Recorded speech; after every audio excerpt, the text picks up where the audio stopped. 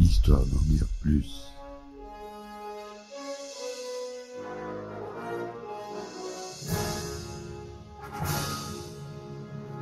Eh ben attendez, on est en France. Allez, cul sec.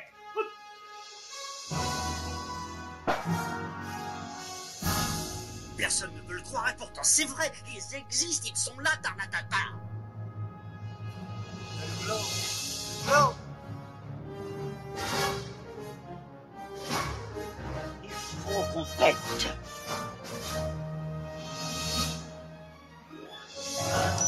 Voyons, le circuit branché, convecteur temporel temporisé. Bonjour, bienvenue sur Histoire d'en dire plus. Aujourd'hui, on continue avec un film de David Fincher. J'aime bien enchaîner les podcasts avec le même réalisateur. Cette fois-ci, on retrouve Brad Pitt comme acteur habitué du réalisateur. Et c'est l'étrange histoire de Benjamin Button. C'est parti mon kiki. Alors, l'étrange histoire de Benjamin Button, ou en anglais The Curious Case of Benjamin Button, est un film fantastique américain réalisé par David Fincher et sorti en 2008. L'histoire d'Eric Ross et Robin Swicord, est inspirée de la nouvelle du même nom, écrite par F. Scott Fitzgerald et publiée en 1922. Le film met en scène un homme, incarné par Brad Pitt, qui naît vieux et qui rajeunit au fil des années, et Daisy, sous les traits de l'actrice Cate Blanchett, qui vit une histoire d'amour avec lui tout au long de sa vie. Le film a reçu des critiques globalement positives. Le film a été nommé pour 13 Oscars, dont celui du meilleur film, celui du meilleur réalisateur pour David Fincher, meilleur acteur pour Brad Pitt, et meilleure actrice secondaire pour Taraji P. Henson, et en a remporté 3, meilleur directeur artistique, meilleur maquillage, bien sûr, et là, mon préféré, l'Oscar des meilleurs effets visuels. Pour l'époque 2008, c'était il y a presque 20 ans, hein. C'était déjà très réaliste. Bon, maintenant, ça a un peu vieilli. On voit les effets, mais pour 2008, c'est du très très très lourd, donc l'Oscar est mérité. Voilà, la musique est d'Alexandre Desplat. C'est produit par la Warner Bros, la Paramount et la Kennedy Marshall Company. Le synopsis. Alors que l'ouragan Katrina approche, la vieille Daisy est sur son lit de mort dans un hôpital de la Nouvelle-Orléans. Elle demande à sa fille, Caroline, de lui lire à haute voix le journal de Benjamin Button. Celui-ci raconte que le soir du 11 novembre 1918, il est né avec les caractéristiques physiques d'un vieil homme. La mère de l'enfant meurt après l'accouchement. Et le père, Thomas Button, décide d'abandonner l'enfant sous le porche d'une maison de soins. Queenie et Mr. Tizzy Withers, employés de la maison de retraite, trouvent le bébé et Queenie décide de s'occuper de lui comme s'il s'agissait de son propre fils. Passant le début de sa vie en fauteuil roulant, Benjamin apprend à marcher en 1925 et utilise désormais des béquilles. Le jour de Thanksgiving 1930, alors qu'il a 12 ans, mais qu'il a toujours l'apparence d'un vieillard, Benjamin rencontre une petite fille de 6 ans, Daisy, dont la grand-mère vit dans la maison de soins. Plus tard, il accepte de travailler sur un remorqueur commandé par le capitaine Mike Clark. Benjamin rencontre également Thomas Button, son père, qui l'aborde après avoir compris qui était l'enfant, mais ne lui révèle pas qu'il est son père. En automne 1936, Benjamin quitte la Nouvelle-Orléans pour un travail à long terme avec l'équipe du remorqueur. Daisy, quant à elle, intègre une école de danse à New York. En 1941, Benjamin se retrouve à Mourmansk, où il entame une liaison avec Elizabeth Abbott, épouse du ministre britannique du Commerce. Le 7 décembre de la même année, le Japon attaque Pearl Harbor, poussant les États-Unis dans la Seconde Guerre mondiale. La United States Navy demande à Mike de participer aux efforts de guerre, son bateau et l'équipage étant affectés à un rôle de sauvetage. Au cours d'une patrouille, le remorqueur trouve un navire coulé des États-Unis et les corps de 1300 soldats américains. Il repère alors un sous-marin allemand et Mike décide de lui foncer dessus avec le remorqueur à pleine vitesse en tirant à la mitrailleuse. Son but est atteint, mais son acte cause la mort de la plupart de l'équipage, y compris le sien, ainsi que le naufrage du remorqueur. Benjamin et un autre membre d'équipage sont secourus par des navires de l'US Navy le lendemain. En mai 1945, Benjamin retourne à la Nouvelle-Orléans et retrouve Queenie. Un peu plus tard, il renoue avec Daisy qui essaie de le séduire. Mais comme il reste distant, elle décide de s'en aller. Benjamin retrouve aussi Thomas Button, gravement malade, qui révèle qu'il est son père. Il cède ses possessions à Benjamin avant de mourir. En 1947, Benjamin visite Daisy à New York à l'improviste, désormais décidé d'entamer une relation avec elle. Mais il est repoussé à son tour, car la jeune femme est amoureuse d'un autre homme. En 1954, la carrière de danse de Daisy se termine brutalement à Paris, où un taxi la percute et lui brise une jambe. Lorsque Benjamin lui rend visite, Daisy est surprise par sa jeunesse et ne supportant pas qu'il la voie blessée, lui demande de rester hors de sa vie. Au printemps 1962, Daisy revient à la Nouvelle-Orléans. Ayant un âge physique désormais très proche, ils entament enfin une relation amoureuse et partent en bateau tous les deux. À leur retour, ils apprennent que Queenie est morte et ils emménagent ensemble après les funérailles. En 1967, Daisy ouvre un studio de danse et annonce à Benjamin qu'elle est enceinte. Elle donne naissance à une fille, Caroline, au printemps de 1968. Estimant qu'il ne peut pas être un père pour sa fille en raison de son rajeunissement progressif, Benjamin vend ses biens, laisse ses économies à Daisy et Caroline et les quitte au printemps suivant. Au cours des années 70, il voyage seul à travers le monde. De son côté, Caroline, qui continue de lire le journal à sa mère, hospitalisée, comprend alors que Benjamin est son père biologique. Benjamin retrouve Daisy en 1980. Maintenant mariée, elle le présente à son mari et à sa fille comme un vieil ami. Daisy admet qu'elle a eu raison de partir, avant qu'elle n'aurait pu faire face autrement. Elle rend visite plus tard à Benjamin à son hôtel, où ils partagent une dernière nuit d'amour. En 1990, Daisy est contactée par des travailleurs sociaux qui ont trouvé Benjamin. Quand elle arrive, il explique qu'il vivait dans un immeuble condamné, a été transporté à l'hôpital, en mauvaise condition physique, et qu'ils ont trouvé son nom dans un journal, Benjamin présentant des signes d'amnésie et de démence plus caractéristiques d'une personne âgée, alors qu'il a désormais le physique d'un préadolescent. Daisy s'installe dans la maison de retraite en 1997 et s'occupe de Benjamin pour le reste de sa vie. Au printemps 2003, Benjamin meurt dans ses bras, avec l'apparence d'un poupon, mais avec l'âge véritable de 84 ans. Daisy meurt 2 ans plus tard, à l'arrivée de l'ouragan Katrina. Voilà la fabuleuse histoire de Benjamin. Un scénario très original, basé sur une nouvelle, qui porte le titre du film. Au décor, on retrouve Donald Graham Burt, au costume Jacqueline West, à la photographie Claudio Miranda. Le budget de 150 millions de dollars, c'est tourné en couleur Technicolor.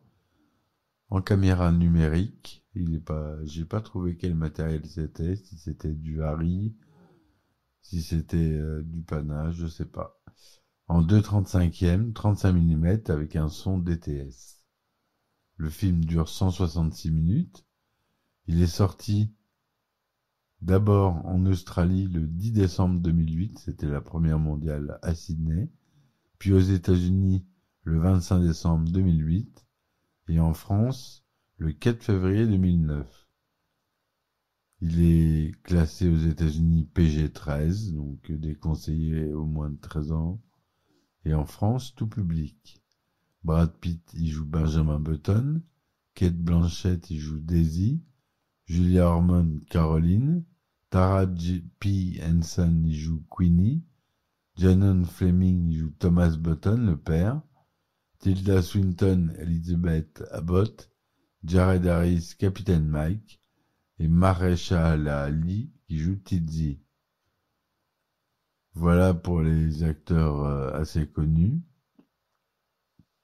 Le producteur Ray Stark achète les droits du film, l'étrange histoire de Benjamin Button, vers la mi-80, lequel est retenu par Universal Pictures. Le premier choix du réalisateur est Frank Oz, avec Martin Short dans le rôle principal. Mais Oz n'arrive pas à trouver comment faire fonctionner l'histoire. Le film est retenu par Steven Spielberg en 91, avec Tom Cruise dans le rôle principal. Mais Spielberg quitte le projet pour réaliser Jurassic Park et la liste de Schindler. Les autres réalisateurs sont Patrick Reed Johnson et Agnieszka Holland. Stark, en réalité, vend les droits du film aux producteurs Kathleen Kennedy et Frank Marshall, qui amènent le film à Paramount Pictures, avec Universal Pictures, toujours en tant que coproducteur. À l'été 1994, Jack Gerbs, du bureau du film du Maryland, est approché pour une adaptation de l'étrange histoire du Benjamin Button qui se déroulerait à Baltimore. Le scénariste, Robin Swicord, écrit en novembre 1998 une adaptation pour le réalisateur Ron Howard et l'acteur John Travolta est pressenti pour le rôle-titre. La Paramount Pictures engage en mai 2000 Jim Taylor pour adapter la nouvelle. Le studio s'attache aussi les services du réalisateur Spike Jonze pour la réalisation, ce qui aurait pu être original. Et on apprend également, en avril 2000, que le scénariste Charlie Kaufman travaille lui aussi sur une adaptation avant d'abandonner à son tour. Beaucoup d'abandon. En juin 2003, le réalisateur Gary Ross entame les négociations finales pour y diriger le film sur un nouveau projet rédigé par le scénariste Eric Ross.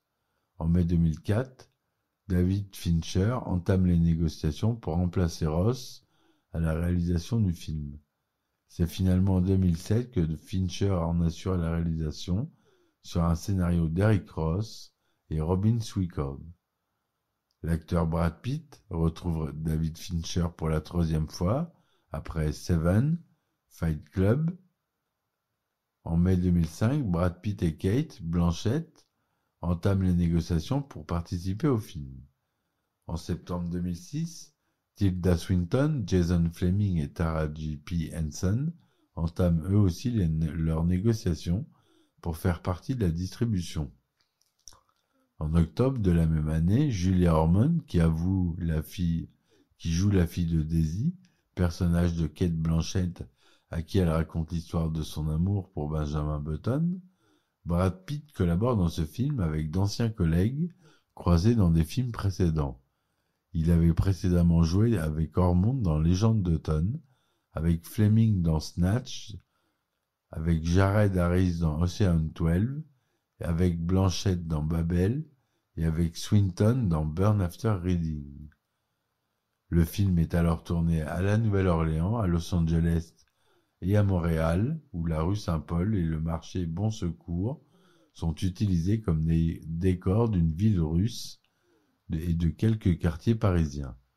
L'étrange histoire de Benjamin Button est avec Déjà Vu, qui est sorti en 2006, l'un des premiers films à gros budget à être tourné à la Nouvelle-Orléans après le passage de l'ouragan Katrina. La BO du film, a été écrite par le compositeur français Alexandre Desplat, qui a enregistré la bande avec un ensemble de 87 pièces de l'Hollywood Studio Symphony au Sony Scoring Stage. Le film a reçu un accueil critique favorable. Rotten Tomatoes lui octroie un score de 71%, Metacritic 70%, Allociné, sur une base de 13 critiques, lui donne 3 étoiles et demie. Todd McCarthy de Variety Magazine a donné au film une critique positive, le qualifiant de narration hollywoodienne satisfaisante. Peter Howell, du Toronto Star, dit « Il a été dit qu'une vie sans recul ne vaut pas la peine d'être vécue. L'étrange histoire de Benjamin Button suggère qu'une vie vécue en arrière peut être beaucoup plus enrichissante et décrit le film comme un conte magique et émouvant d'un homme vivant sa vie dans le sens inverse avec une réalisation visuelle à son meilleur. » Ainsi de suite, Empire, New York Times, tous saluent le film. Le journaliste Luis Borges a salué le réalisateur David Fincher, a écrit en s'appuyant sur les progrès de pionniers comme Spielberg, Jackson et Zemeckis. Fincher a ajouté une dimension de délicatesse et de grâce au cinéma numérique et d'autres états. Bien qu'il tient sur les épaules de films cultes comme Minority Report, Le Seigneur des Anneaux et Forrest Gump, Benjamin Button peut être l'exemple le plus éclatant, précisément parce qu'il est le plus subtil. Il a également déclaré, dans un même temps comme dans tout amour et comme tout film, il est occulté par la déception et voué à finir. D'autre part, Anne Hornaday du Washington Post déclare « On ne peut nier l'ambition pure et les prouesses techniques de l'étrange histoire de Benjamin Button ». Le jour de son ouverture, le film atteint la 2e position derrière Marley et moi en Amérique du Nord avec 11 871 000 $ dans à peu près 3000 cinémas, avec un box-office aux États-Unis final de 127 millions de $, pour 17 semaines d'exploitation, et au mondial 335 millions de $, toujours pour 17 semaines d'exploitation, et en France il a fait 2 600 000 entrées. Voilà ce que je voulais vous dire sur ce film très intéressant. Si vous ne l'avez pas vu, je vous invite à le voir, c'est un très bon David Fincher. L'histoire est belle, les acteurs sont justes, le casting est équilibré. Brad Pitt ne surjoue pas, comme d'habitude, il fait son taf. Très bon film, à voir et à revoir. Voilà mes amis, je vous dis bonne soirée. Merci de m'avoir écouté. N'hésitez pas à me soutenir en mettant des likes et des commentaires sur les films que vous voulez que j'aborde. Et vous pouvez me supporter sur mes plateformes comme Tipeee, Ulule, Patreon. Il y a les liens en description. Vous avez des épisodes inédits. Et il y a aussi une ligne de vêtements que j'ai lancée, si ça vous intéresse, avec des designs assez sympas. Donc voilà, vous retrouvez tout sur le lien que vous retrouvez sur la plateforme d'écoute. Il y a un lien vers mon site et il y a la boutique. Voilà. Allez, merci, bonne soirée. Ciao, ciao, ciao. Histoire d'en dire plus.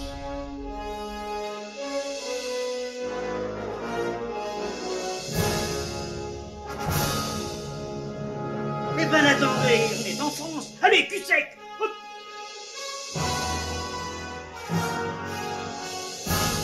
Personne ne peut le croire et pourtant c'est vrai, ils existent, ils sont là, tarnatata. Non. Non. Il faut qu'on pète.